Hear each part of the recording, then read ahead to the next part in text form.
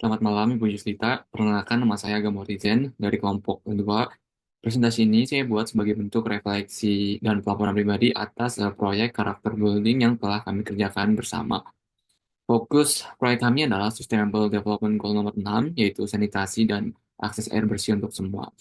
Proyek ini kami kerjakan dengan serius karena saya sendiri menyadari pentingnya peran generasi muda dalam isu sosial dan lingkungan.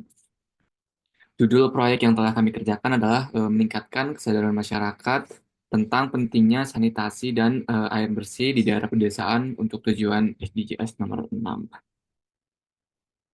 Oke, kita berlanjut ke latar belakang masalahnya adalah air bersih dan sanitasi merupakan kebutuhan dasar yang penting bagi kesehatan dan kehidupan manusia. Namun, masih banyak masyarakat di Indonesia yang belum memiliki akses memadai terhadap fasilitas ini. Masalah sanitasi buruk sering ditemukan di wilayah pedesaan atau permukiman padat penduduk yang disebabkan oleh kurangnya edukasi, keterbatasan infrastruktur, serta kebiasaan lama yang belum berubah. Hal ini tentunya menimbulkan dampak negatif tidak hanya pada kesehatan, tetapi juga pada lingkungan dan kesejahteraan sosial. Berikutnya adalah rumusan masalah kami meliputi tiga hal penting. Pertama, mengapa kesadaran masyarakat terhadap pentingnya sanitasi dan air bersih masih rendah. Kemudian yang kedua adalah apa saja dampak dari buruknya sanitasi terhadap kesehatan dan kehidupan sehari-hari. Dan yang ketiga, strategi seperti apa yang efektif untuk meningkatkan kesadaran dan mengubah perilaku masyarakat. Data BPS menunjukkan akses rumah tangga terhadap air minum yang layak terus meningkat. Pada tahun 2022 tercatat sebanyak 91,0%, kemudian pada tahun 2023 tercatat sebanyak 91,72%. Kemudian pada tahun 2024 juga tercatat ada sedikit peningkatannya menjadi 92,64%. Namun, peningkatan ini belum merata.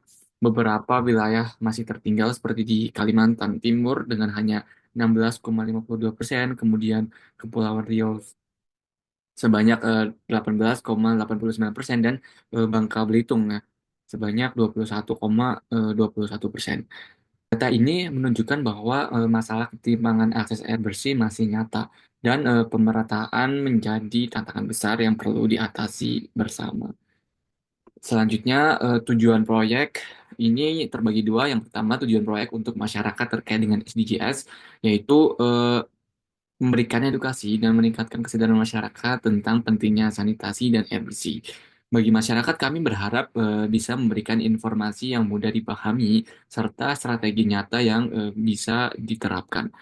Kemudian, bagi saya sendiri, bagi mahasiswa, proyek ini menjadi ruang pembelajaran untuk mengembangkan keterampilan berpikir kritis, komunikasi, dan kepedulian sosial sesuai dengan nilai-nilai BINUS Graduate Attributes.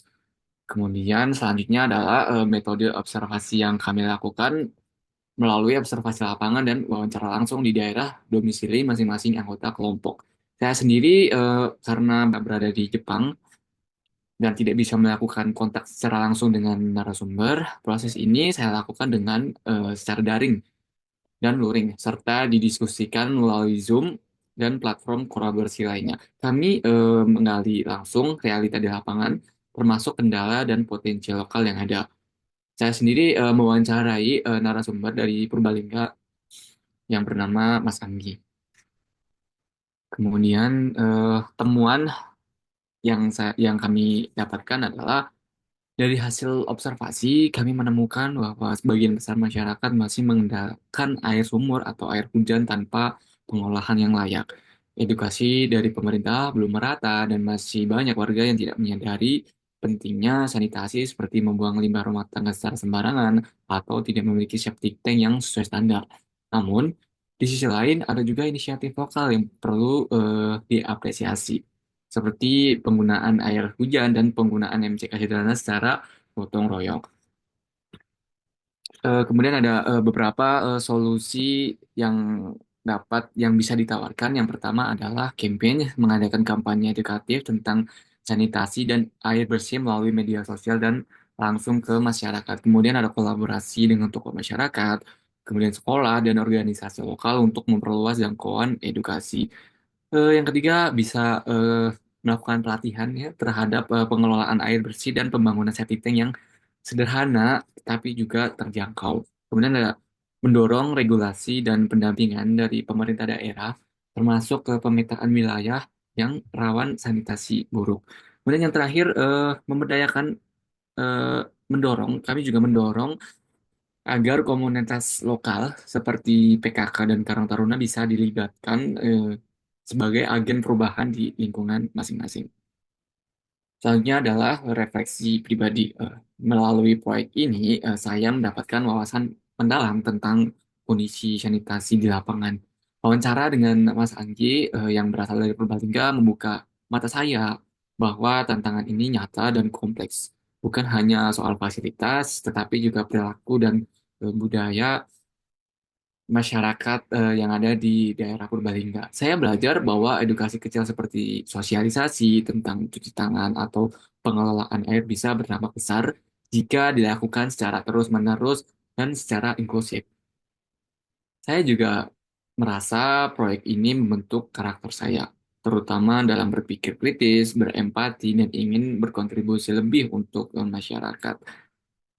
Yang terakhir, mungkin penutup dan harapan dari saya adalah proyek ini tentunya bukan hanya sebuah tugas, tapi pengalaman yang nyata yang membentuk kepedulian saya, kepedulian tim saya terhadap isu sosial di lingkungan masyarakat.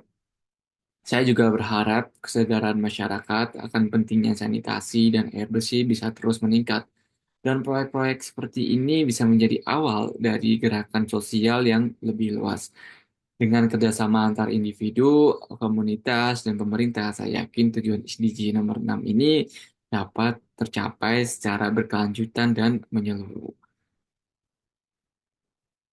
Dan terima kasih atas perhatiannya. Apabila ada kesalahan kata, saya memohon maaf yang sebesar-besarnya. Terima kasih.